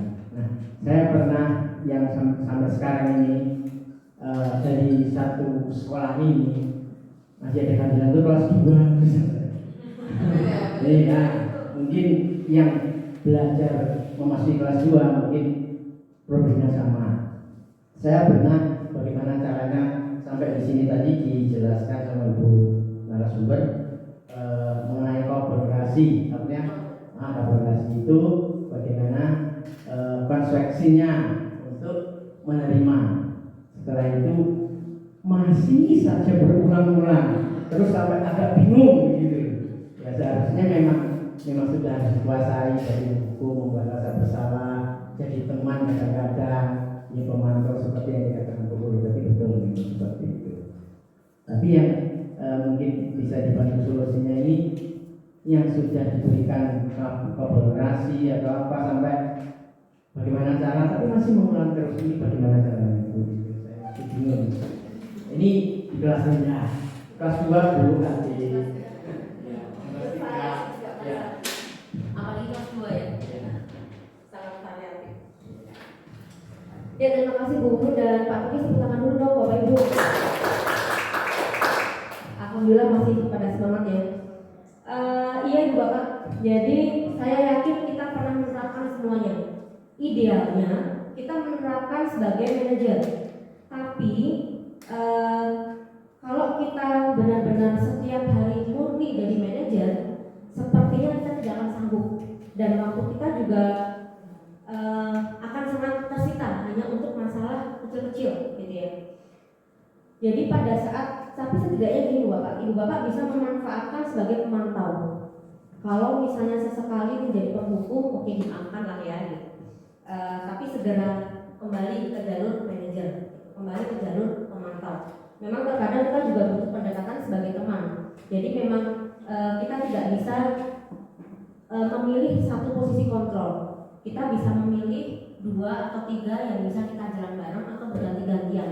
Kadang anak-anak kan harus seperti tarik dulu ya. Kadang kita bisa jadi teman, kadang kita bisa jadi manajer, kadang kita pantau aja seperti itu. Kalau untuk masalah penanaman disiplin ke kelas rendah, memang mau tidak mau tetap kita ulang terus sampai kesadarannya muncul. Bukan berarti kita memberikan ilusi pada diri kita sendiri ya Pak ya, bukan seperti itu. Kita lanjut dulu Bu Bapak. Oke, ini contoh penerapan dengan posisi kontrol Bu Bapak. Ada kasus siswa tidak memakai topi saat upacara bendera. Nah, kalau kita menerapkan posisi, kalau kita memberikan konsekuensi ke anak atau hukuman berupa hormat nih, kamu ngadep ke bendera sana, ke tiang bendera, hormat selama 1 jam. Sudah pasti itu adalah posisi penghukum. Kalau misalnya kata-kata yang disampaikan oleh si guru, berapa kali sudah Ibu Bapak ingatkan, masih lupa terus, kamu ya benar-benar membuat Ibu Bapak kecewa deh. Itu adalah dia membuat rasa bersalah. Jadi kita terapkan ke anak-anak, kita tanamkan ke anak-anak bahwa ini kamu menyakiti ibu loh, kamu menyakiti bapak loh, kamu membuat bapak ibu ini kecewa loh. Itu berarti guru memposisikan diri sebagai pembuat rasa bersalah. Kemudian kalau dia sebagai teman, dia akan memberikan penanggungan. Ayo dong ikutin aturan sekolah. Kamu gak kasihan nih sama bapak ibu. Ya udah deh, kali ini dimaafkan, tapi lain kali jangan diulang ya. Itu sebagai teman. Kadang kita untuk hal-hal kecil, kita agak kecil ya maksudnya, kita akan memposisikan diri sebagai teman. Tapi seperti kata Bu Guru, kalau sudah memang tidak membawa sesuatu mau gimana lagi, sudah habis bawa ya, kan seperti itu ya yang paling ringan. Kemudian kalau memantau, karena kita sudah tahu ada konsekuensi atas suatu pelanggaran, ya kita tanya ke anak, kamu menambah keyakinan sekolah, kamu tahu kan konsekuensinya apa? Ya saya tahu, oke silakan dijalankan gitu. Jadi si pemantau tinggal ngecek aja sudah dijalankan atau belum gitu. Itu kalau posisinya adalah pemantau. Cukup jelas ya Bapak ya. Oke, nah kalau sebagai manajer panjang. Jadi untuk kasus-kasus yang memang butuh digali lebih dalam, itu kita butuh waktu khusus sebagai manajer. Dipanggil anaknya, ditanya kamu tahu nggak nomor kesalahan, coba ceritakan kenapa sih, alasannya apa gitu. Terus menurutmu gimana, solusinya gimana. Jadi banyak diskusi tanya jawab dengan siswa. Itu posisi manajer. Nah sekarang kita cek dulu Bapak, posisi kontrol apa aku? Saya kecewa sekali sama kamu. Memberi rasa bersalah. Kita cek. Ya, tepuk tangan betul. Buat rasa bersalah. Siapa ibu Bapak? Lanjut. Kamu tuh ya nggak pernah bener kalau mengerjakan sesuatu.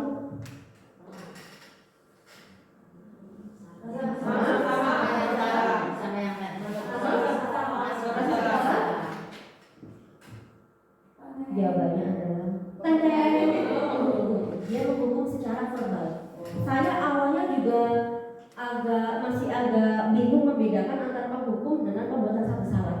Intinya kalau penghukum kita ngejudge, tapi kalau pembuatan satu salah kita menilik hatinya. Intinya di sana. Apa rencanamu untuk menyelesaikan masalah ini?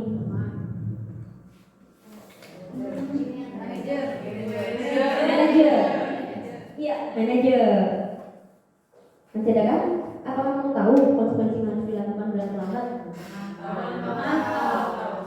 Pemantau, betul sekali, masya Allah. Tepuk tangan dulu dong Bapak.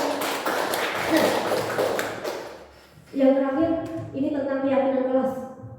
Mengapa keyakinan kelas? Kok bukan peraturan kelas? Ini 11-12 dengan kesepakatan kelas Bu Bapak. Karena disampaikan tentang kesepakatan kelas ya. Kalau keyakinan kelas, ini apa yang kita yakini. Kalau peraturan, pasti ada yang membuat peraturan.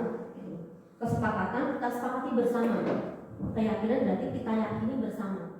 Sepertinya keyakinan itu lebih abstrak ya. Kalau kesepakatan kan bisa abstrak, bisa fisik. Tapi kalau yakin, yang namanya yakin nggak bisa dijelaskan. Itu abstrak gitu ya. Nah, pembentukan keyakinan kelas Bu Bapak. Ini yang saya tampilkan itu kesepakatan kelas di kelas 6. Bersifat abstrak. Keyakinan itu bersifat abstrak. Kemudian berupa pernyataan yang universal. Jadi kata-katanya umum. Jujur, disiplin, hal-hal umum yang anak-anak paham, yang semua orang paham istilahnya. Kemudian dibuat menggunakan pernyataan positif.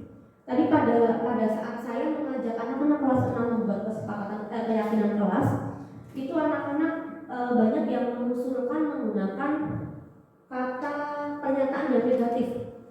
Tidak boleh begini, tidak boleh, jangan, seperti itu. Nah, yuk diganti. Kalau misalnya tidak menggunakan jangan, kata-katanya kira-kira apa ya? Gitu. Jadi kita mencoba menggunakan pernyataan yang positif. Karena kalau kita menggunakan pernyataan negatif, kadang tetap dilanggar, malah dilanggar. Misalnya nih, jangan dibuka dong, pasti langsung dibuka. Oh iya benar juga Miss gitu. Coba bilangnya tolong ditutup dong. Dia nggak mikir macam-macam kan, tinggal tutup ya nggak? Iya seperti itu. Jadi kita coba menggunakan kata yang sifatnya positif ya gitu. Kemudian mudah diingat Bu Bapak. Kalau misalnya keyakinan itu panjang dan sulit diingat, ya tidak akan tertanam gitu ya. Kita menggunakan kata universal, positif dan mudah diingat. Kemudian disesuaikan dengan kondisi kelas. Kalau itu keyakinan kelas, disesuaikan dengan kondisi sekolah. Kalau memang itu keyakinan sekolah. Kadang keyakinan sekolah lain, keyakinan kelas 4 beda dengan keyakinan kelas 5 karena kondisinya berbeda. Gitu. Yang terakhir, keyakinan kelas itu hendaknya dibuat melibatkan seluruh warga kelas. Keyakinan sekolah dia dibuat melibatkan seluruh warga sekolah. Karena sekali kita mendapatkan keyakinan, kita semua harus melaksanakan apa yang kita yakini. Karena menjadi kesepakatan bersama, gitu ya. Nah, tadi yang saya bilang tentang segitiga restitusi itu poin dari budaya positif Ibu Bapak. Segitiga restitusi itu suatu proses dialog yang dijalankan oleh guru agar dapat menghasilkan murid yang mandiri dan bertanggung jawab. Kenapa bisa menghasilkan murid yang mandiri dan bertanggung jawab? Karena dalam proses dialog kita akan mengajak murid untuk menggali apa yang menjadi masalah dia. Kemudian kita akan membangkitkan motivasinya untuk menyelesaikan masalah dia sendiri juga. Jadi dia akan menjadi sosok yang mandiri dan bertanggung jawab. Gitu. Posisi kontrol apa Ibu Bapak jika kita melakukan segitiga restitusi? Manajer, betul sekali. Nah, segitiga restitusi itu ada 3. Yang pertama, menstabilkan identitas. Pada saat anak melakukan kesalahan, kita tidak akan menyalahkan dia, karena berbuat salah itu wajar. Berbuat salah itu, ya itu proses pembelajaran. Itu kita sampaikan ke anak, oh nggak apa-apa, wajar kok kalau kamu marah. Itu menstabilkan identitas. Jadi si anak tidak merasa ditekan, tidak merasa disalah, tapi dia merasa dimaklumi dulu, dia biar stabil dulu. Nah, kalau sudah stabil, kita validasi tindakan salah dia. Kita cari, apa sih yang kamu lakukan? Begini. Oke, menurut kamu itu salah atau benar? Melanggar keyakinan kelas kita enggak? Kita validasi tindakan yang salah itu supaya anak tahu bahwa iya ini melanggar keyakinan kelas. Nah, sudah nyadar nih. Yang pertama udah stabil, emosinya stabil, kemudian dia sadar bahwa iya ini salah. Kemudian yang ketiga, tanyakan dong keyakinannya. Terus kalau sudah seperti ini menurut kamu baiknya gimana? Dia akan mencari solusi. Nah, prosesnya sederhananya seperti itu, sederhananya. Tapi butuh latihan Bu Bapak. Saya juga belum bisa sering melakukan. Anak-anak yang terlambat itu sebaiknya juga kita panggil, kita ada diskusi seperti ini. Kalau keterlambatannya berulang, misalnya Silvi ya, sepertinya butuh diajak ini Buji bisa praktek segitiga restitusi ke Silvi, karena Silvi sering terlambat ya, sering terlambat. Nah, ini yang tadi saya jelaskan Bapak, menstabilkan identitas. Kesalahan itu bagian dari proses pembelajaran. Contohnya kata-kata yang kita sampaikan, oh berbuat salah itu wajar kok, karena nggak ada manusia yang sempurna. Saya juga pernah kok melakukan hal yang seperti itu. Jadi anak merasa, oh iya bapak gurunya aja, ibu gurunya aja juga pernah kok, jadi wajar. Terus kalau sudah stabil, ya tadi kita validasi tindakannya. Karena setiap perilaku pasti ada alasannya. Kamu pasti punya alasan tertentu, coba ceritakan dong alasanmu apa. Kalau sudah, kita tanyakan keyakinannya. Keyakinan kelas kita apa? Oh harus berkata yang baik. Terus kalau seperti ini, oh nggak baik, seharusnya gimana dong? Jadi kita ajak dia. Ini contoh yang segitiga restitusi yang pernah saya praktekkan dengan Okta. Pagi nih, sehat Okta? Alhamdulillah sehat. Ini Okta, saya mau tanya. Tadi kayaknya ya, hasil aku suka-suka dari sekolah. Aku lagi marah-marah, terus aku marah-marah. Ya bener nih, saya lakukan gila. Ya ampun, kenapa? Apa yang terjadi? Jadi gini, udah gimana di sekolah kan saya jelek, saya jadi sekolah nih. Dasar kamu tuh ya, jangan kamu tinggi bisa ngomong seenaknya. Dasar gila brengsek. Jadi Okta dikatain hitam, jelek, gue aja sih kalau marah-marah, isinya juga gak posisi Okta dikatain seperti itu pasti juga gak marah. Tapi hebat loh, Okta dikatain seperti itu, marahnya tuh cuma pakai kata-kata aja gitu. Padahal bisa aja loh, Okta berbuat lebih, misalnya nih, mukul, rendam, dan bakui, semuanya masih. Ya sih guys, aku kesel banget sama Ismail. Ngomong-ngomong, masih ingat gak sih kesepakatan sekolah kita? Iya sih guys, communicate well. Berbicara itu harus baik dan sopan. Iya, berbicara itu harus baik dan sopan. Terus menurut Okta, perkataan Okta Karisma tadi tidak baik dan tidak sopan. Kira-kira perasaan Karisma gimana ya? Ya, menurut saya Oke, terus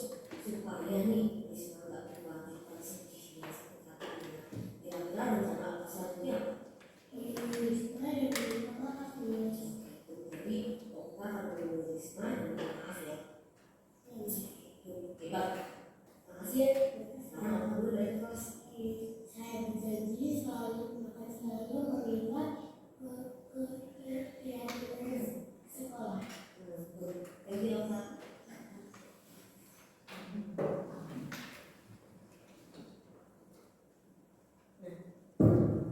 Itu yang sempat saya praktekkan dengan Okta. Jadi kebetulan waktu itu Okta ribut-ribut dengan Risma di kolam, dekat kolam, dan setelah digali-gali ternyata dia memang sambil malu-malu menyampaikan iya nih saya dikatain jelek, pendek, hitam gitu. Jadi kalau si Rismanya kan memang tinggi, lebih bersih daripada Okta gitu ya.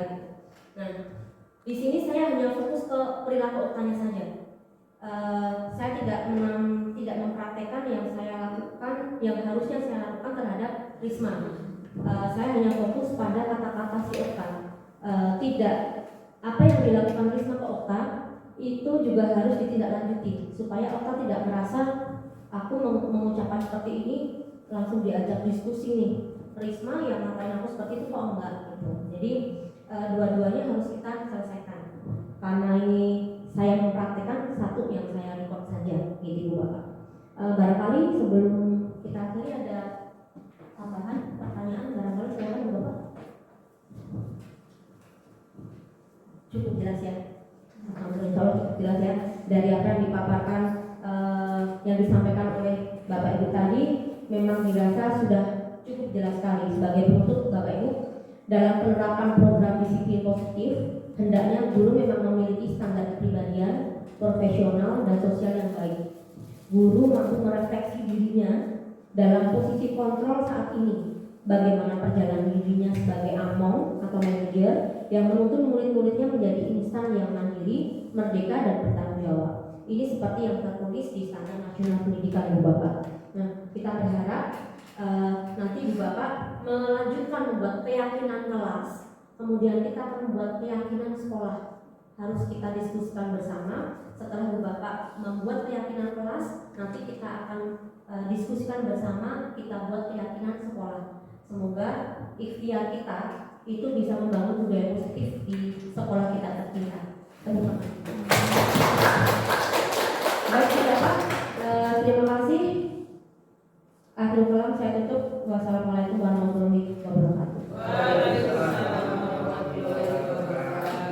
Let's say Thank you.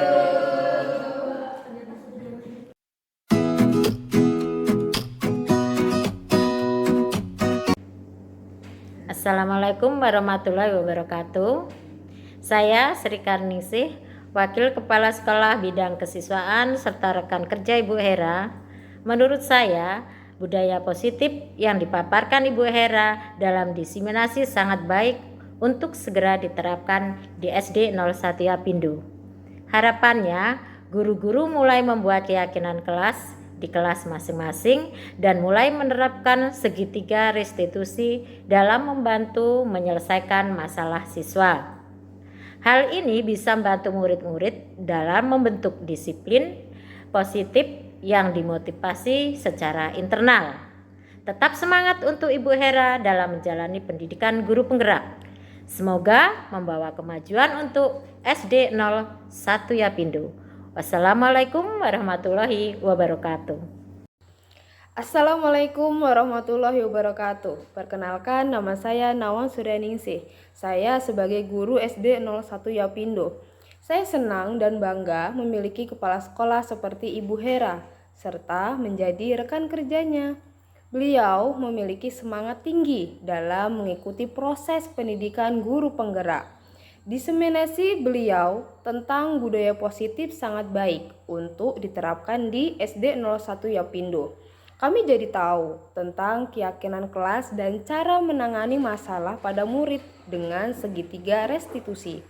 Semoga hal ini akan membantu murid-murid membangun disiplin positif yang dimotivasi secara internal.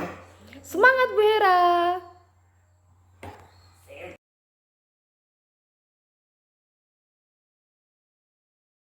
Assalamualaikum warahmatullahi wabarakatuh. Waalaikumsalam warahmatullahi wabarakatuh. How are you today? I'm fine, and you? I'm good, thank you. Oke, kali ini Miss Hera mau mengajak kalian membuat keyakinan kelas. kita sudah membuat kesepakatan kelas. Ada yang masih ingat apa beda kesepakatan kelas dengan peraturan kelas? Ya, Okta. Kalau yang kita kalau kesepakatan kelas dibuat dan disetujui oleh pimpinan kelas. Kalau peraturan kelas sudah dibuat lebih dahulu dan kita tinggal mengerjakan. Iya, betul sekali, tepuk tangan buat Okta. Yang lainnya ingat ya. Jadi kesepakatan kelas itu yang membuat seluruh warga kelas, yang melaksanakan seluruh warga kelas. Tapi kalau peraturan sudah dibuat, jadi yang ada di kelas tinggal melaksanakan, tinggal menjalankan gitu. Kira-kira lebih enak yang mana? Lebih enak ya? Lebih enak yang menjalankan, lebih enak kesepakatan kelas atau peraturan kelas? Kesepakatan. Lebih setuju yang mana? Kesepakatan. Lebih setuju yang kesepakatan. Karena kesepakatannya berdasarkan apa yang kalian mau memikirkan gitu ya. Kalau peraturan kan kalian mau tidak mau ya hanya langsung menerima gitu ya, nggak bisa berbuat apa-apa lagi. Namanya juga peraturan. Nah sekarang Miss Hera mau mengenalkan yang namanya keyakinan kelas. Keyakinan kelas itu pada dasarnya nilai-nilai positif yang dihasilkan dari kesepakatan kelas kita. Coba siapa yang bisa kasih contoh salah satu kesepakatan kelas kita?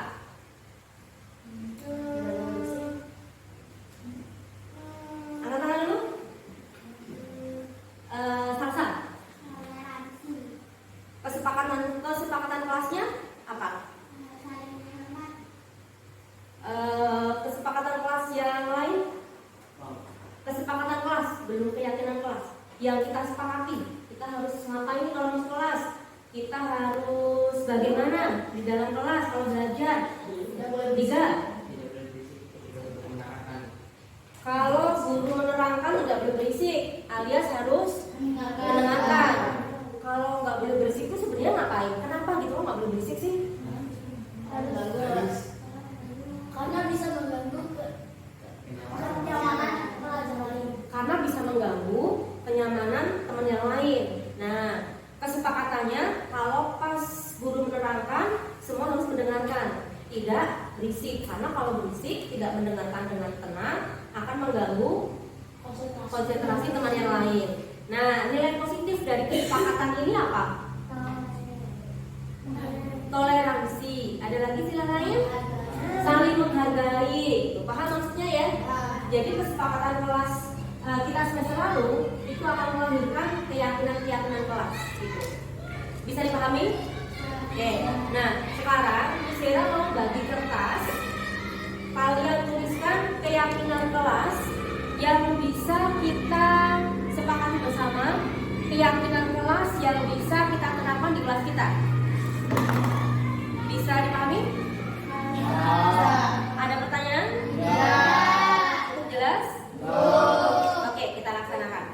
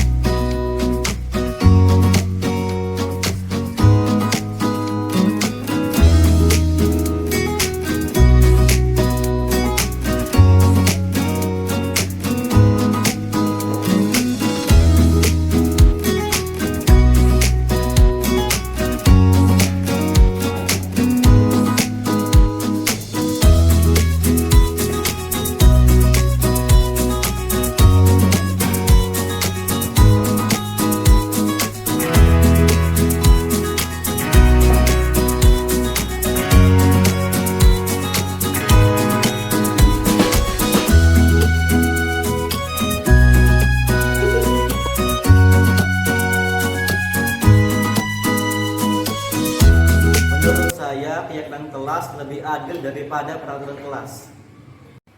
Semoga keyakinan kelas kami bisa membantu membuat disiplin positif kami.